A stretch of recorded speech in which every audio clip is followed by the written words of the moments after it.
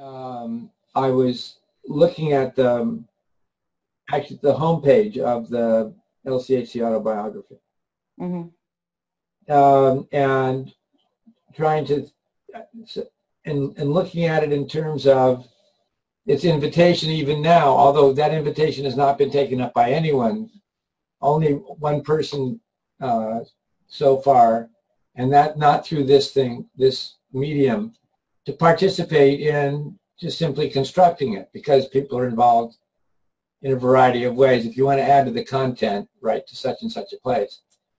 And then there's a little bit, the next part is like, and I think this is the part that's really relevant to discuss. What we're talking about here is the combination of my work and the work of the people around me over a long period of time. Typically speaking, the social form that such a recognition or discussion takes is that of a Festschrift that's focused on an individual. And in this case, the individual who was there sort of before the beginning and is still around now is me. And obviously I had a central role in creating it in the first place, and I was central to its having coherence and sustainability over time. Even though at other periods during that time, Uri Engstrom was director of the laboratory. There was a period when Bud Meehan was absolutely central to the running of the laboratory. We were basically co-directors of the laboratory. There has been from the very beginning a recognition that comes out of the African work that we did, that one cannot engage in cross-cultural work. And here I would say we were thinking at that time literally of these cross-national studies that we were doing. But we also then imported that idea when we came to New York, and we re-imported that idea when we came to San Diego. That when you're looking at human differences across vast reaches of history and circumstance, like between here and the jungles of Liberia, or when you're reaching from the university and trying to work in a community, that you cannot actually come to understand the other, whatever the other is that you're trying to look at, without their full participation, without entering into it in some way as you can into the life of the other, but then having the other be really responsible and not you responsible as the person for representing, if you like, representing the other. So that would mean that, and that recognition underlies the entire, both the intellectual strategy of how you can address the problems that the laboratory started addressing, how it is that you would have a chance, scientifically speaking, to create the conditions where you could even begin to make headway on the problem. So from the beginning, it could not be an individual enterprise. But in the history of writing such things, all of the attention can be focused on me, and it completely misrepresents the strategy of research, the way in which you relate theory to practice. It just, that form of focus on the individual is, it's bad for people's understanding, because it's not the way the process works. And so I'm really anxious in trying to, focus the special issue that's being talked about, not on the lab, not on myself, what different people should write nice things about me and whatever. I think that just completely, that's very nice personally, what have you. I'm glad that people, are, whatever it is that they want to say, and mostly people say nice things, even if they don't entirely feel nice things. I'm not going to say not nice things there. Here, it seems to me that the proper thing to do is to try to find a way to balance out, focus on stuff that I did and my own personal history that made it possible for me to be an organizing force in such a thing. If I started out to try and do this today, I almost certainly wouldn't be able to do it. So, you know, there's, I think it's important, not from any sense of modesty, false modesty or anything else, but rather sort of in principle that you don't want to underplay how it is that certain individuals come to play organizing roles, coordinators, facilitators of collective action. But then the way in which the other parts of the collective, because of institutional reasons, contingencies you can't even imagine, are not a part of that narrative, the narrative itself is incomplete. You're missing the context of the object, and all of our work has been focused on trying to say that the object and its context are co-constituted. So there are all of these reasons for saying, let's for goodness sake talk about the lines of research that are attributed to me in terms of the historical context that they're in, the interpersonal context they're in, the people who happen to be available, so that that from the collective you can get more than the sum of its parts.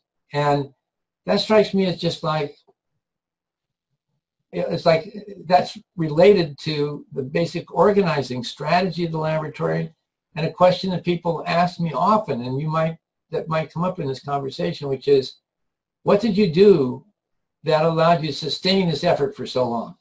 Mm-hmm. Right. Right. And I think that they're very closely related. We had a strategy of organization built around diversity of a particular kind that we wanted to embody in the work, and that strategy itself was essential to the continued collaboration over long periods of time. So there was enormous amount of decentralization of responsibility.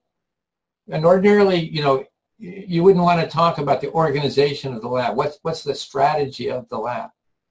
But the strategy of the lab was always to include, if we were doing work in New York City, we included Black scholars in New York City and in the research, but they were the ones that ran the research. They were the ones that got the research money. Then we also got research money for other communities, and we could collaborate. We could do comparative studies, but on a sort of footing of equality, as opposed to a footing of inequality where you're trying to make up for it in some way. Mm-hmm. That strikes me as it's somehow both theory and practice, if you understand what I'm talking about. That is, the object and its context, the individual and the collective, the question of the historical contingency of the kinds of things that you're trying to do. Those are all important issues. Now, I don't know what you want to do for a text in transcribing this, but I think that issue should be sort of kind of upfront, is to orient people to why it is, even if we don't use it in the comments with me, but why it is that we would create an issue that ordinarily would be called a Festschrift. I'm contributing to 2 Festschrifts right now, right? But the thing about that is that it's very difficult to simultaneously include all this other material, and so it ends up being in some sense, a misrepresentation of what's going on. So, and we're trying to do something different. And I would hope that the people who contribute, and I mean, Martin and all of you guys have to work out that's the impulse behind my, wanting to sort of combine the personal stuff and the social context, both in terms of the group and the historical times, because I don't think people can really understand the larger import of this other than a personal story without including those other elements. Okay, so and absolutely, it's yeah, on one hand, we have you and all your memories and experiences, but different people, concepts. That's exactly right. Yeah. Right. So, I mean, one of the things that bothers me tremendously, for example, about the LCHC autobiography is that an absolutely central player in the work after we came to San Diego was Peg Griffin. Mm-hmm. But Peg Griffin is almost not represented there at all. And that has to do with Peg Griffin. Right?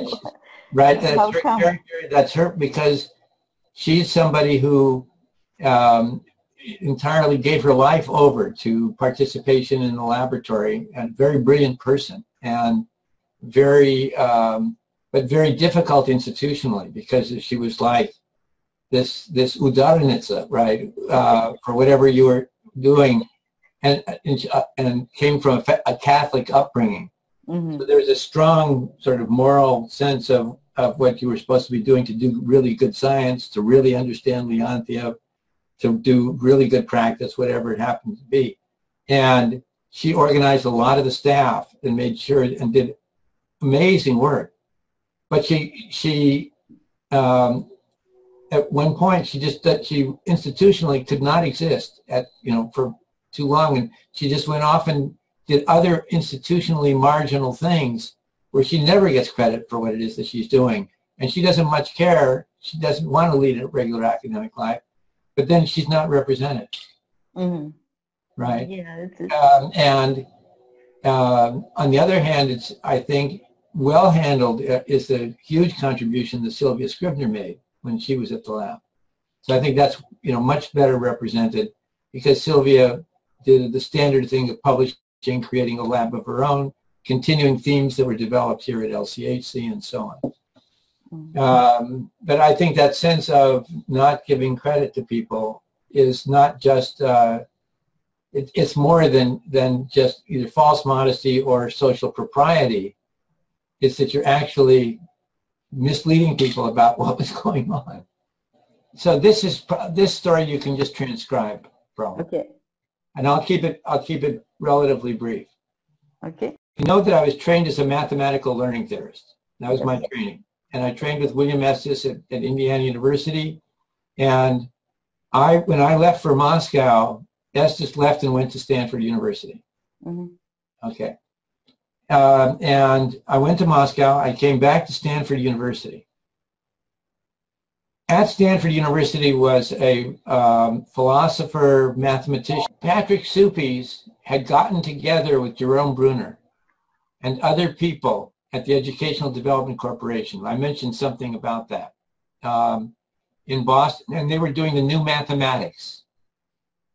And they wanted to try out new mathematics curricula in newly independent countries in Africa.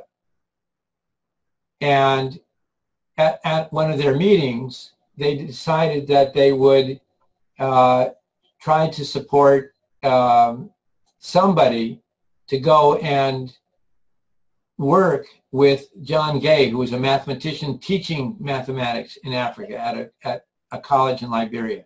Mm-hmm. Because he said, look, taking your textbooks and just making black and white, black stick figures instead of white stick figures in your examples is not going to bridge the gap in mathematics that I see between the children in the schools around me and the people at the university. It just is not, you're not going to be able to improve mathematics that way. We've got to understand better the relationship between the mathematics that people already use and what's going on in the school in order to fix the curriculum. Okay? Okay. So Suppies and Bruner and the others get together some money, and they try to hire an expert who has expertise in mathematics, expertise in pedagogy, expertise in language, expertise in anthropological methods. And it turns out they actually have a candidate, but that person can't spend a year in Liberia doing their work for them. So they decide instead they'll put together a team of experts and have them all go there for a month. Right? Mm-hmm. Well, even that works partly. So they send me, and me, who am I? I'm the person who understands about mathematical psychology, which in this case is learning something about mathematics, which is, they're not related topics. Mathematical psychology is applying mathematics to theories of learning in my case, and learning mathematics is totally different. It's different. Totally different issue. When I went, a linguist, specialist in Creole languages, went with me. The two of us spent several weeks there. And in that period of time, I came to, well, I got to spend a few weeks there. Now let me back up. Okay. How is it that I got chosen? Well, it's because I went to Stanford, and Soupy's was at Stanford, and he literally called me one day and asked me, how would you like to go to Africa? Just like that. And my wife and I had an agreement. I had an active passport, which is very unusual for a young American at that time. Mm-hmm. And so I can go on very short notice. I said, when do you want me to go? He said, right away. And I was only teaching a seminar that I could get somebody else to cover, right? So here I was sent, like, knowing absolutely nothing. And while I was there, I started to develop the ideas which are in the, in the stuff that I've written in the webpage about starting with people's everyday activities. If you want to understand why they're having trouble with math in school, find out when and where did they do math. So that was sort of me discovering everyday activity, just in that very simple-minded way. And then when I came back, and even while I was there, I began to do experiments starting with the everyday stuff. Mm-hmm. And I encountered this enormous gulf between what my everyday interactions with people were about and their competence, and the complete incompetence they showed when we used various of our test devices to try to figure out how they think. So that was like a key motivating moment. Now, first of all, it was only made possible because I'd been in Russia before. But what was really important is that before I left Russia, Luria told me about his work in Central Asia. And that was my question. Right. So that was the crucial thing, was just my memory. The story of, I mean, when somebody, here you are in Africa, and here are people, you're doing cross-cultural research, which you never thought you were ever, I mean, I didn't start out in life to do cross-cultural research. I was literally thrown into it. You've been in Moscow, and Luria, it's very surprising to have this guy who goes to the Institute of Neurosurgery, where you see him most of the time, at work, that he was working in Central Asia with peasants. Like, what's the connection between those two things? And he didn't talk about it during my year there until the very end. Mm-hmm. And over tea, he told Sheila and me this sort of, he pulled out one of the Popkey that he had, with the examples, and he gave the example of, my friend Ivan went to Siberia and saw a bear. All the bears in Siberia were white. What color was the bear? And the guy says, "No, kого его знаешь? Splessy Ivan." And you don't forget that, because you laugh, you first hear it and so on. And so I remembered that. And as a result of that, I had written to Luria, because he and I continued correspondence after I left. And I wrote to him, and it really came up around the issue of the Congress that was coming up in '66. Mm-hmm. So I actually wrote up the work. By 1965, the results of our first work were written up. And I was really curious about Luria at this point. Mm-hmm. What had he been doing there? What experiments had he done? Why had he been doing it? What did that have to do? Like, the whole thing. I just didn't understand. And he then wrote to me and said, look, we need somebody to help us with organizing the Congress. We're getting hundreds and hundreds of letters from people. We don't have enough people to read it. We can't evaluate who these people are. would you come to Moscow and work on the Org Committee for this Congress? Well, my basic agreement with him is yes, I would come and do that if he would spend an hour a day with me going over the his own cross-cultural data and explaining to me why was he doing it and what had he done, so that was how I spent the summer of 1966. Yeah, and Sheila came with me. We had a 2-month-old child at that point. So we had a baby, and we were living in the 2 rooms in MGU. We had Tiotia Yulia, who'd come and take care of her. So, right, like that. And I would go and I would work on correcting the theses for the conference with the terrible translations. And I'd sit in an office and do that until 4 in the afternoon, and then I'd go to Luria's place. And he'd spend it, and we just pulled stuff out, and as a result of that, Radzichowski and I actually went back and analyzed some of his data on recall, comparing, which he never published. And we never published it either, but the basic result was like what happened in what we did with recall in Liberia, very similar effective schooling result on the recall test that he had. And so that was really, it's important because it's sort of, it's the kind of the convergence, the contingency or the convergence of making the trip to Russia. As a result of the trip to Russia, I get sent to Liberia. As a result of getting sent to Liberia and getting interested in it, I remember what Luria was doing in Russia, which he asked me to go back in '66 to figure out what the hell are you doing in Russia. And then I became editor of the journal. And so it made me begin to understand what Luria and Vygotsky were all about. And then the next important stuff there really was that people started to, 2 things simultaneously. One is people wanted to make a movie about Luria and do a documentary. And I wrote to him and I said, under no conditions should you consider having somebody make a documentary of you if you don't write the script. And that's how his autobiography came about. It was initially like the story that he wanted told in the, and then I had to deal with the autobiography itself and understand that.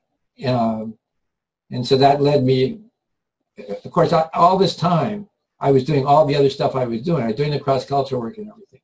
So always the Russian work was something I did in the evenings or while I was babysitting or whatever, in the odd periods at the end of the day, when you had an opportunity to do that. And then the Luria and Arthur Rosenthal, the head of Harvard Press, who had published, he had published Luria's earlier books at Basic Books. He's the guy who published Traumatic Aphasia. Or one of those books. He published Mind of a Mnemonist. He published Cognition, the cross-cultural work. And by that time, I was mediating between the 2 of them, but they were using me. So the 2 of them used me to do publishing stuff. And in the course of doing that, they hit upon the idea of publishing Vygotsky. Luria wanted to publish Sign and Tool and Higher Psychological Functions. And when we submitted it, mostly it was Vera John Steiner had done a version of it. And Arthur Rosenthal read it and said, I don't understand this. We can't publish it.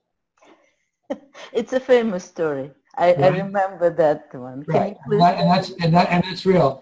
And then we had to come to grips with Vygotsky. Then we really had to come to grips. And we could only come to grips with parts of it. So what we did was we published the parts that we could understand. And we didn't publish other parts because we really couldn't. Essentially, Vera and Sylvia could not agree. I have 2 Marxists in the group, and they can't agree. So Who am I to get in the middle of that? I'm not going to. Yeah. So there is this sort of coming together of the cross-cultural work with the Russian work in a way that is connected to autobiography. This is one of those cases where the individual is the link, the border object, so to speak, between these two different systems. So I think that's probably, I mean, that's a natural question. The question of how I came to go to Moscow is a separate question. And we can take that up as well, or you can take it from places where it exists. I just don't know how much of that is around and how much we want to put in. But I'm happy to talk about it.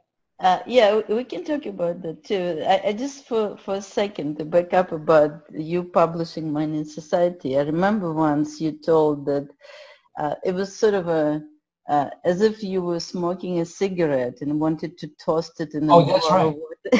And all of a sudden. Right, you think you're dropping the cigarette or a match in water, and it turns out to be gasoline. Yes, yes, I love that. People, nobody among the editors, everybody thought it would drop dead. I mean, we thought we had just gotten it off our desk, and there it went. I was out of the country when the review came out. I mean, the whole thing was like shocking.